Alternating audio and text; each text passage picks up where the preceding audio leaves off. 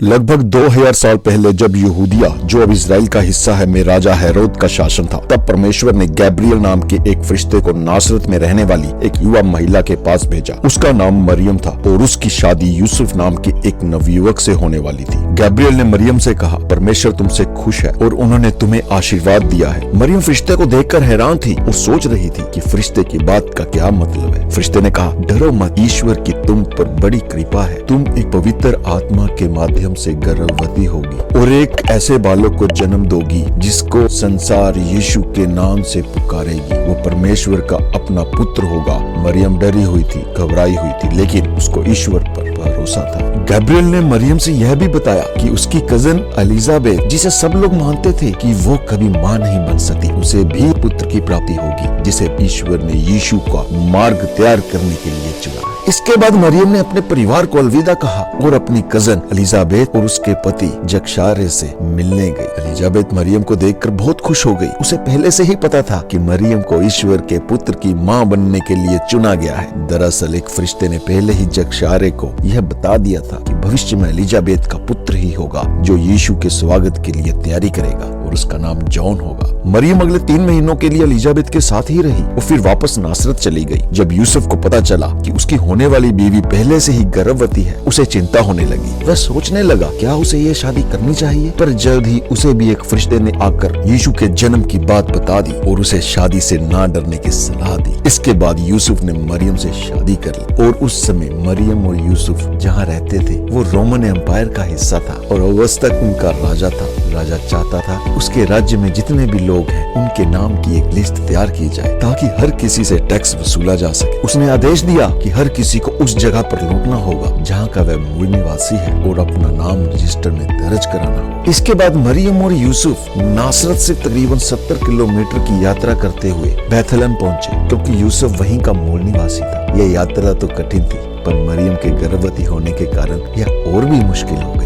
जब वह बैतलहम अपना नाम रजिस्टर करवाने गए तो उन्होंने देखा वहाँ पर पहले ही बहुत भीड़ है और उन्हें रहने के लिए कहीं भी जगह नहीं मिल रही। बड़ी मुश्किल से उन्हें केवल एक जगह मिल पाई जो एक जानवरों के बीच थी। बैतलहम से कुछ दूरी पर कुछ गडेरिये रात भर अपनी भेड़ों की देखभाल कर रहे थे और जब सुबह हुई तो उनके साथ भी एक आश्चर्यजनक घटना हुई। एक फरिश्ता उनके सामने आया। गडेरिये पहले तो घबरा गए, लेकिन फिर फरिश्ते ने उनसे कहा, डरो मत, मेरे पास तुम्हारे लिए एक अच्छी खबर है। आज बैतलहम में तुम्हारे लिए एक रखवाले ने जन्म लिया है और वो तुम्हें जानवरों को चारा खिलाने वाली एक नाद में मिलेगा। और ये कहकर फरिश्ता चला गया। फरिश्ते के जाने के बाद गडेरियों ने आपस में बातचीत की और कहा, चलो बैतलहम चलते हैं और वहाँ जाकर देखते हैं कि क्या जो इस फरिश्ते ने कहा है वो सच है। सभी गडेरिये बैतलहम पहुँचे और वहाँ पर उन्होंने प्रभु यीशु को एक नाद में लेटे हुए देखा, जैसा उस फरिश्ते ने बताया था। धीरे धीरे यह बात फैलने लगी। जब यीशु पैदा हुए तो आकाश में एक नया सितारा दिखाई दिया,